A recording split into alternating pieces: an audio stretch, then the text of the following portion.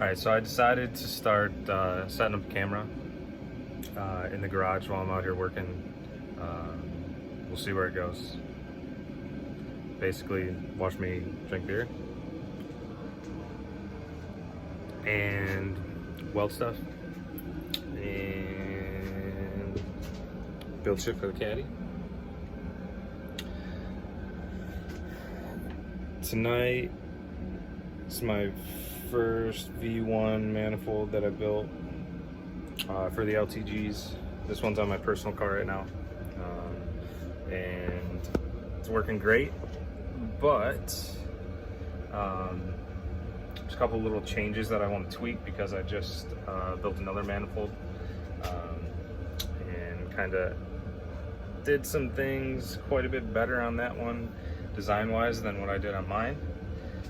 So the biggest thing, this thing is dirty as hell right now, but the biggest thing is this wastegate arm. I had to redo this fourth runner a bunch of times when I first built this manifold, and in doing so, wastegate runner didn't really end up exactly where I wanted it. It works fine in the car. It's kind of a pain in the ass. You have to kind of put everything together in the exact right order. It's kind of a pain in the dick to change springs and anything like that that you need to do, service the wastegate. And then on top of that, I'm planning on running a turbo blanket. I wanted to run one, or at least allow people to run them if they want to. With my manifold, the turbo's well away from the hood, so I don't have a problem with that. It sits really low, but anytime you can keep heat out of the engine bay, all the better. So the problem with my current manifold is can't even fit a blanket on because of how closely that wastegate sits to turbine housing. Now on something like a precision housing would be fine, but the Borg Warner housings, turbine housings are huge. So for that reason, it's not fitting in between there. So I'm just gonna cut into this runner. I'm gonna cut off right here. I'm gonna raise this up about 3/4 of an inch and push it back about the same amount, give or take.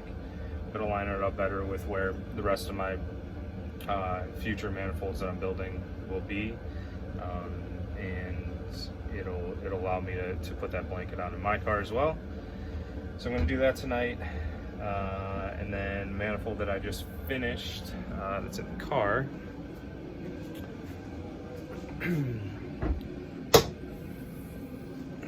So you guys can see. So you can see with this manifold, kind of a second version here, I can fit like that blanket on. You have a lot more room in between the wastegate and the turbine housing itself. So lines up really nicely. I really like the way that this kind of second version came out. I've raised the entire turbo about 3/4 of an inch to an inch from where it was sitting from my manifold, and then I also pushed it forward a little bit, and that allowed me to, and when I take the other manifold out, I can show more detailed pictures, but it basically allowed me to take these runner number 1 and 4, okay, and you can see on this manifold they're kind of different, okay, so it just sits more like just like that in the car. Okay, so this one you got a 45 off, and this one you got a long 90 off. Okay, the lengths weren't quite as close as I would like them to be. And the bends, although like I said, perfectly fine, runs great in my car, performs great. The bends weren't dead on, so with moving the collector up and forward a little bit, I'm able to get those two runners almost exactly the same, while also shortening the overall runner length a little bit as well. So yeah, so I'm gonna mess with the wastegate runner on mine, and then I'm gonna take the new manifold that I built out, and I'm gonna mock that up, do my final wipe down of everything, mock that up on the bench with the turbo and wastegate and everything, take some pictures, and then I was gonna get that sent out, but actually the customer that I'm building it for, he wants me to do the downpipe and dump tube as well. So I have the material coming in for that, and then sometime this weekend I'm hoping I'll get to that, so put the full kit together for him and get that shipped out.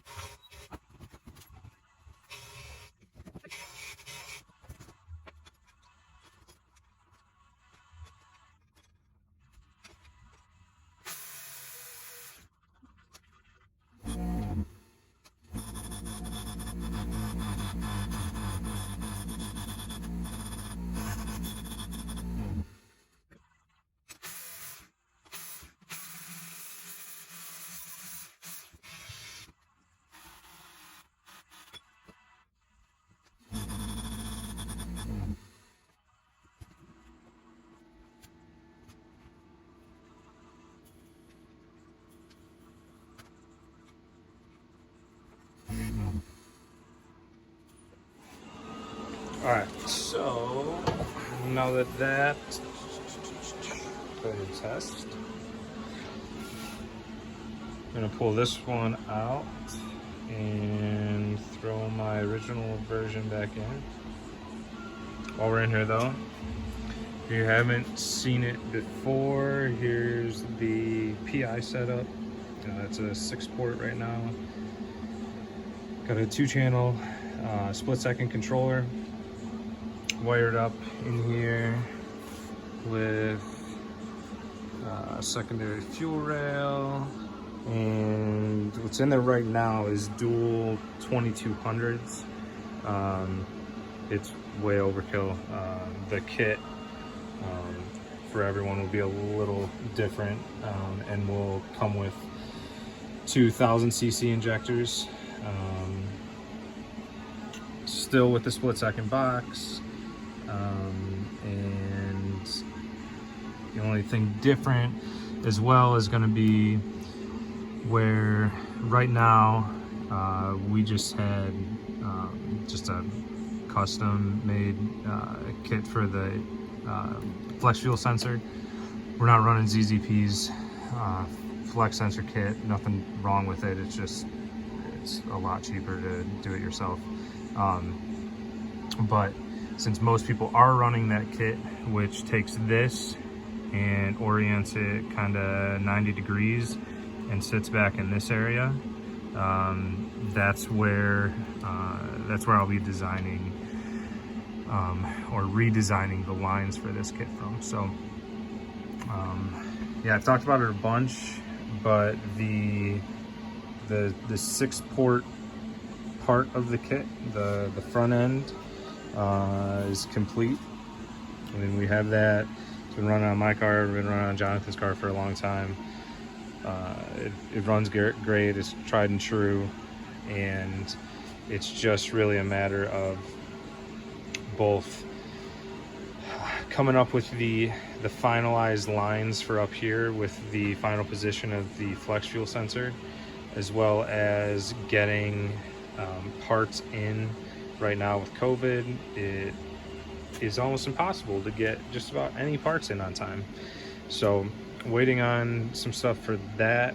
And then also we have the in-tank fuel pump, which is really where everything's limited right now. But we have the in-tank fuel pump that is designed, the CAD drawings already. We are hopefully getting the prototype version machine this week, and it'll be on Jonathan's car soon after. Jonathan, if you're watching this video, you don't have a choice. As long as testing goes well with that, then we'll move forward and do a batch. I don't know how many units we'll do on the first run, but we'll get a batch out. I know realistically, fueling is the issue, and nobody's going to be able to really take advantage of the big turbos and everything else that we can do until we get the fueling figured out. And really, we have it figured out. We just got to start producing. So we're working on it, and soon it's coming. All right, I'm gonna get this thing out, and then we'll get started on testing the changes that I just made. Go from there. Before I do the catch can test, I will be I'll be replacing all that, so you can see.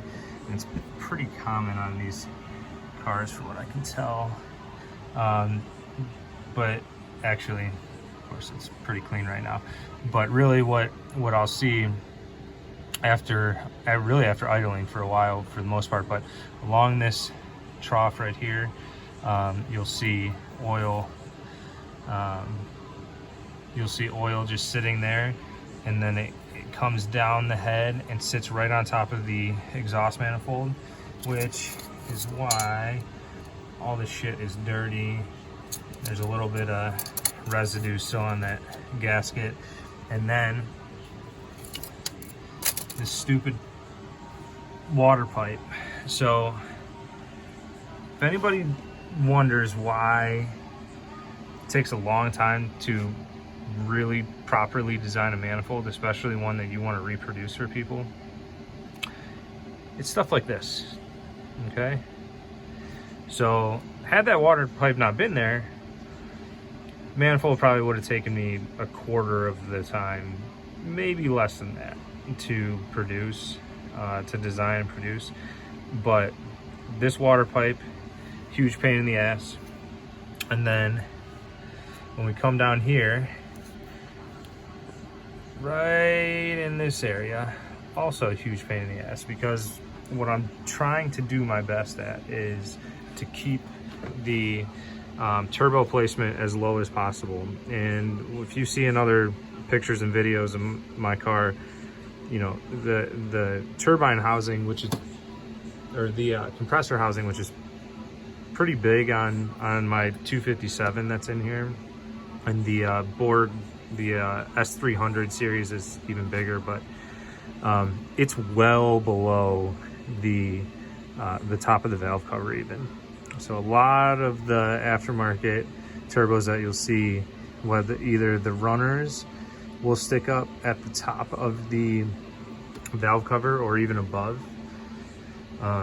Like Jonathan's car with the Evo turbo on it, this is a bottom mount, but the runners, you know, in order to do that manifold, the runners stick up pretty much right around there. And then you see a couple other top mounts where the turbo really sits, you know, the compressor cover really sits at the top of the valve cover or above it, you know, and you run into hood clearance issues.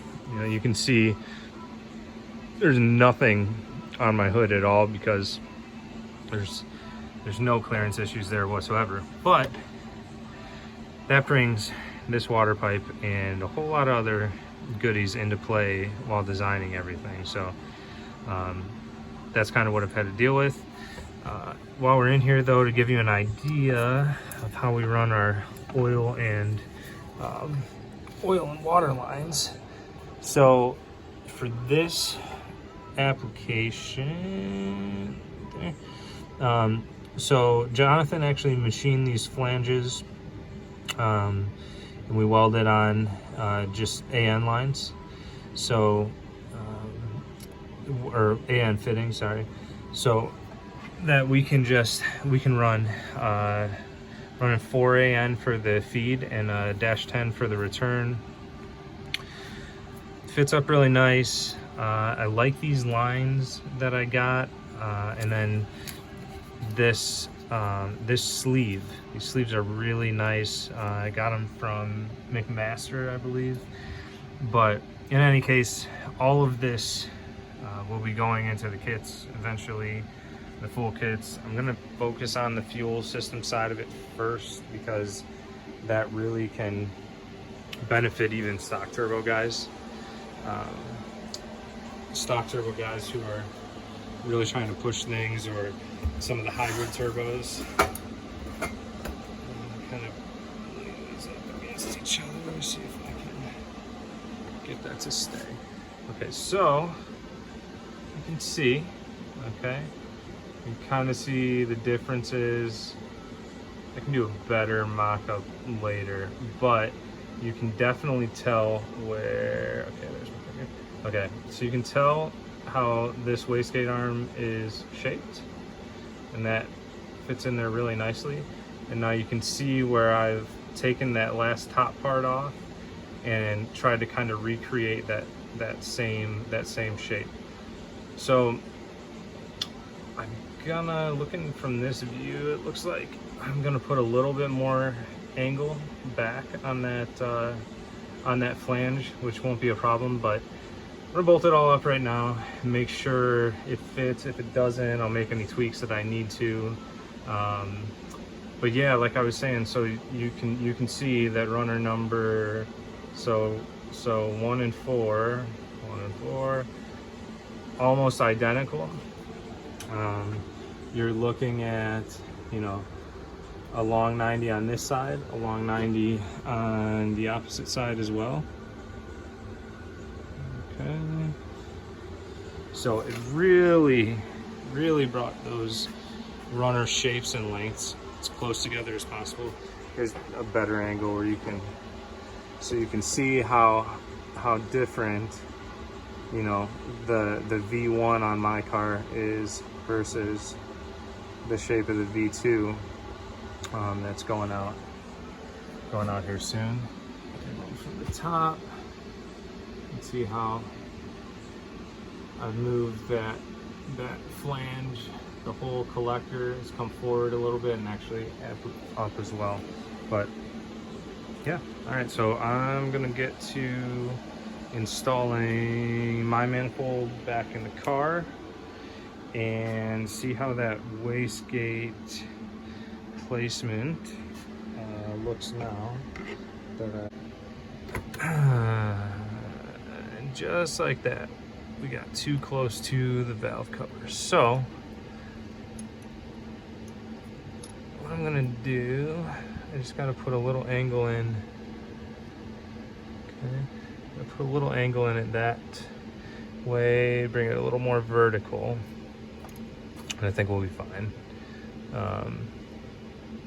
Doesn't have to be too much. I can probably get it just by spinning that piece, because that piece I put about a 10-degree angle, 15-degree angle in it. But yeah, so too close to the valve cover. I mean, it's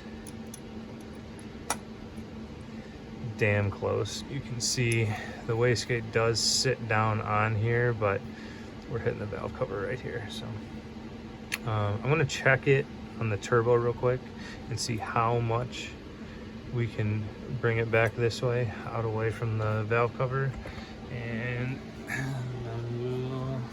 I found out that you can pull the whole unit out as one. It's heavy as shit, but I knew that. So anyway, you can see where I have to finish weld. That's the pieces I basically added in. So we'll get to finish welding that and put that back in the car to run it. Again, there's the new version 2 manifold. Much prettier. But hey, that's where the prototype comes in. So, all right, well, I'm heading in for the night, and yeah, we'll be back with another video sometime soon. We have that's my manifold back in there, but you can see with the new wastegate placement, really puts it in a much nicer spot. Got it away from the valve cover and away from the turbo enough to get the blanket on. So that's all tacked up and ready to go. I'm gonna pull that out and finish weld it. Probably not tonight. I have a newborn who loves to sleep like a newborn. So anyway, I will be probably trying to do these videos maybe once a week.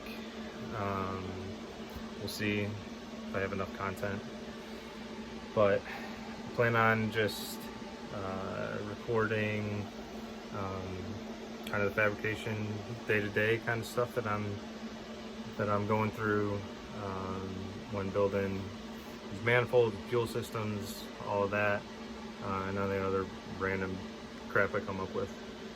Also, you will notice, all right, I got a little dirty. I will also always have good beer with me. I'm a huge craft beer fan. This one is called Superset. It's a big New England double IPA from a brewery here locally called Crooked Pecker. They make some amazing beers. And then they actually did a collab on this one with a guy, Steel City Brewing, and he's actually 15 minutes west of me here. Pretty much a home brewer, but makes some amazing hazies, and has done a couple collabs with other bigger breweries in the area. So I always have good beer on hand, and it's always welcome in the garage. So you'll see that. As far as future of the channel, I have no idea. I randomly decided to do this just to try to get something going and give me a little bit of an outlet while I'm out here working. So we'll see. I guess post, comment, anything you guys want to see, want to hear me talk about, whether it be tuning, fabrication, engine building, theories on how to make power. I come from the Mazda Speed community originally in that platform. I was there for way too long. Got out of that, sold all my Mazda stuff, and got into the LTGs with my 2014 ATS. It's been a great car. Of course, I couldn't not modify it, and now at this point I'm going crazy with it. But it's a great platform, and I really think as soon as we put a little fuel to these cars, it's gonna be impressive. So yeah, so anything like that you guys want me to talk about, ideas for topics, let me know. Other than that, it's just gonna be a lot of me welding, cutting, grinding, and yeah, as far as future with my personal car, so turbo kit will go back on. once I'm done with this wastegate change. And after that, basically just gonna drive it for a little while. I need a clutch.